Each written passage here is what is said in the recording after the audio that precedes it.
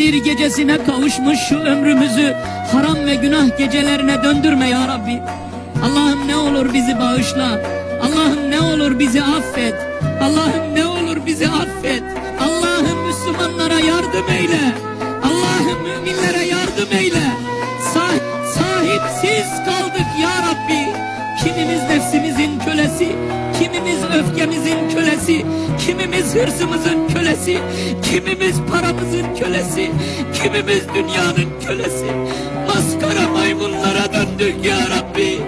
Ya Rabbi, Kadir gecesi olmayacaksa bu ne zaman olacak? Kadir gecesi düzelmeyecekse bizim hayatımız başka hangi gün düzelir? Bu gece bizi düzelt ya Rabbi. Bu gece bizi doğru yola ilet ya Rabbi. Sapmayan ve saptırmayan bir yol nasip eyle.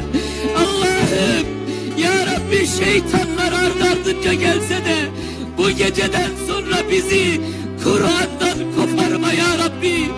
Kur'an'dan ayırma ya Rabbi.